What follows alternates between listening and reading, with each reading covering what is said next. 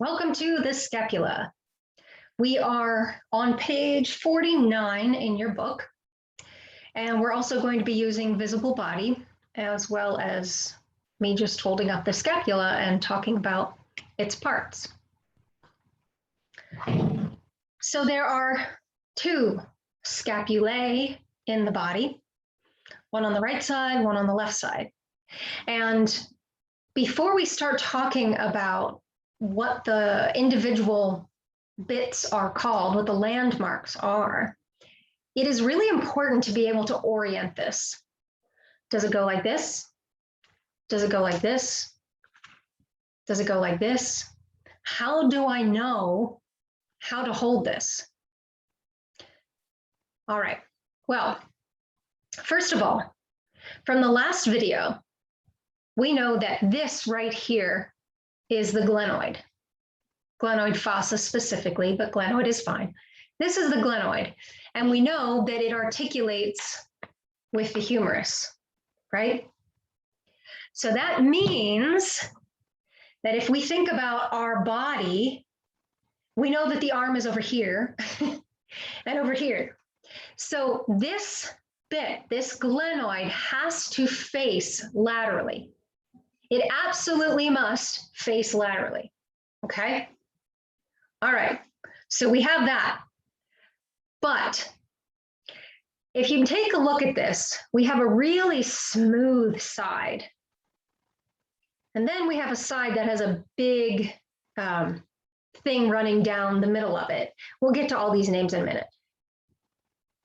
That's not so smooth. And even down here, you can see there's some rough lines, right? And all the way down here, it's a little rougher as well.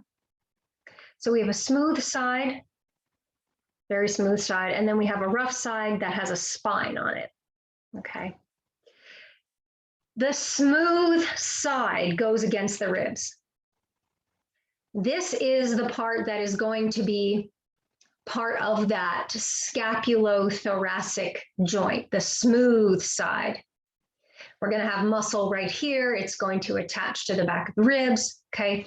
So there's nothing here because it's all going to be muscle. That's why it's so smooth, okay? So this side is, the smooth side is going to be against the ribs, which means that this side, the side with the big spine and the rough areas, is going to be facing out. So it's actually going to be pointed that way, pointed posteriorly. Okay, so let's think about that then. We know that the glenoid has to face laterally, and we know that the smooth side has to be against the ribs. Okay, so let's figure out where this is going to go then. Let's try it here. Does this look correct? Okay, we have the smooth side against the ribs, but the glenoid's facing the wrong way, isn't it? Yeah, it's pointed towards my spine. It's not supposed to be pointed towards my spine. So let's try it over here. I'll hold it like that. Does this look correct? Can you see? All right, so we have the glenoid. There it is, the glenoid facing laterally like it should. And we have the smooth side of the scapula facing the ribs. Yes, that's correct. That means that it is a right scapula. Okay, so that's how we try to find out our orientation. The smooth side has to go against the ribs, the glenoid has to point laterally, and once you know the rest of the landmarks, it'll actually be a little bit easier too to orient this. But I just wanted to give you an idea of, first of all, what bone this is. It's a right scapula. And second, how it would sit in the body. It would sit like this. Okay, obviously deeper than that, but you get the idea. Okay, excellent. Let's go into our screen share here. Okay, so we are on page 49 in your book, and that has all of the landmarks and their names. So this is what we start with here. Okay, and I can hold this up. You can take a look at your book or the screen. So the first thing we do is we start with the smooth side. See? Smooth side. And we have this depression. A shallow depression in a bone is called a fossa. A shallow depression in a bone is called a fossa. This is the subscapular fossa. Sub, because it is underneath, although it's not supposed to be deep too. Subscapular fossa. Okay. And this, of course, is the whole scapula. Now, if this is the subscapular fossa, we have borders, right? Well, we already know that the glenoid faces laterally, so that actually makes this the lateral border right here. This is the lateral border. Now we're actually looking at the right scapula on the screen, and you're looking at it here. It just looks different because of the way it was drawn and the way that I'm holding it, but they both are right scapulas. Okay.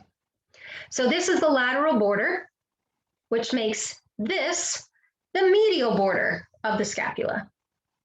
Okay, that's pretty easy, right? This whole area right here is the medial border of the scapula. Then you have some angles. At the bottom, you have the inferior angle. Obviously, it's at the bottom. It's on the inferior side.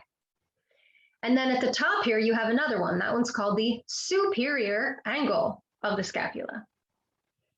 So those are here and here on your screen. Here and here. Awesome. So we actually have quite a few landmarks already.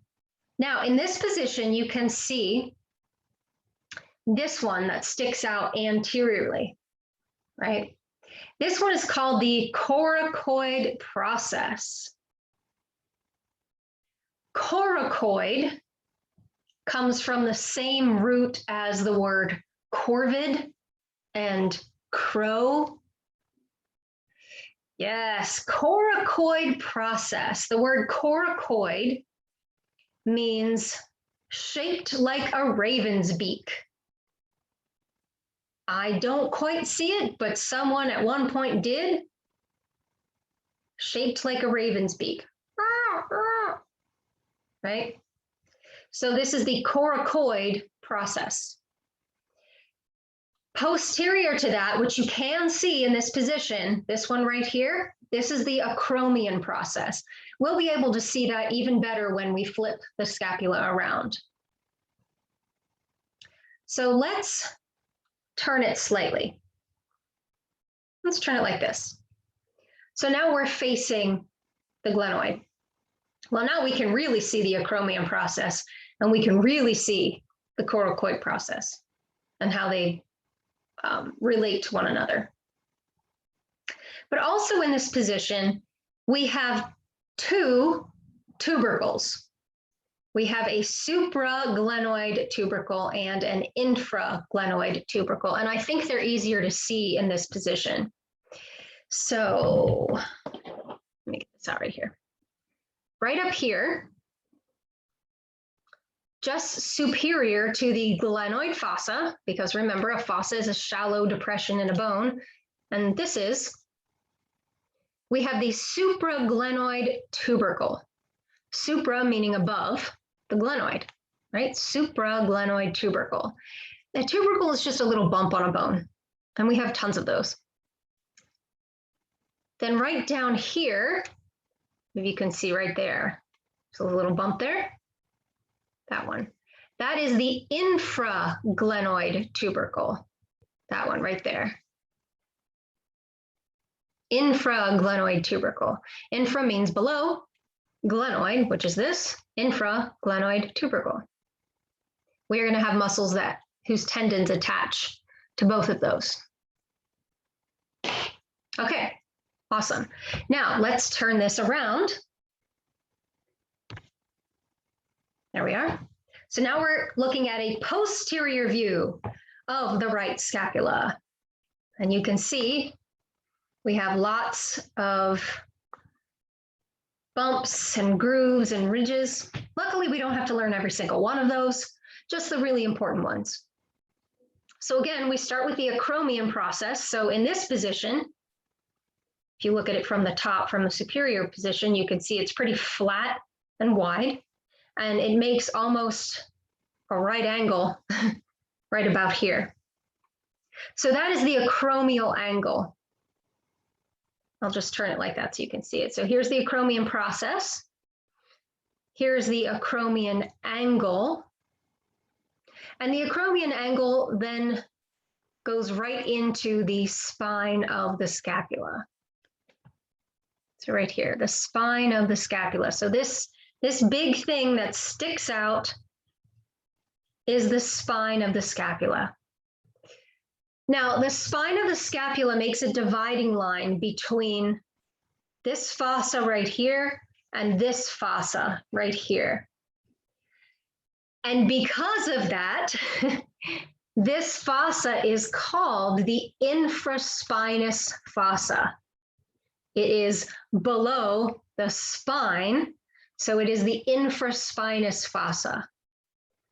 This one up here is the supraspinous fossa because it is above the spine. So here's the supraspinous fossa and the infraspinous fossa. Now we also have this border right here, which now that we're on the posterior side doesn't change. This is still the medial border of the scapula. This is still the lateral border of the scapula. This is still the inferior angle of the scapula. This is still the superior angle of the scapula. Okay, the landmarks don't change just because we change position. So I could hold it upside down and backwards, and they'd still be the inferior angle of the scapula and the superior angle of the scapula. Okay. Those are all the landmarks that we need to know for the scapula. So we're going to go into visible body here. And remember, we can move everything around in 3D. I can turn it all over the place, just like I could with the scapula that I have in my hands here. So since you don't have your own scapulas at home or scapulae at home to play with, you're going to have to do it virtually here on the visible body. Okay, so I'm going to click on that. It tells me what it is. It's the subscapular fossa. That's right. What's this? The inferior angle. What is this? Superior angle. So you can go through and quiz yourself. Medial border, lateral border, coracoid process, acromion process, glenoid cavity or glenoid fossa, infraspinous fossa, spine of the scapula, supraspinous fossa. Okay. Now this particular scapula does have a couple of extra pieces that we didn't go over. Like for example, well, here's the angle. Okay, cool. They have something on here. Let me click on it. It's the neck of the scapula. Honestly, this is the only place I've ever heard reference a neck of the scapula. That is something that's new to me, quite honestly. But you know, whatever, it's fine. This piece right here is a suprascapular notch. We didn't really go over that one, but it is in your book, so we'll talk about it. This one, your visible body calls it the suprascapular notch. Your book calls it the superior notch. It's just right here, superior notch or suprascapular notch. And that's part of the reason that, you know, anatomy can be difficult is because different books, different sources call things by slightly different names. For as much of an exact science as it is, I mean, you'd think a bone is a bone. How how different could they be? Well, they're not, but the names for them can change across different countries and even different textbooks. So it can be a little confusing, but if you know both names, it's fine. Suprascapular notch versus superior notch. Doesn't really matter, it's the same thing. Okay, so now you want to quiz yourself on the scapular landmarks, and when we come back, we will talk about the landmarks of the humerus.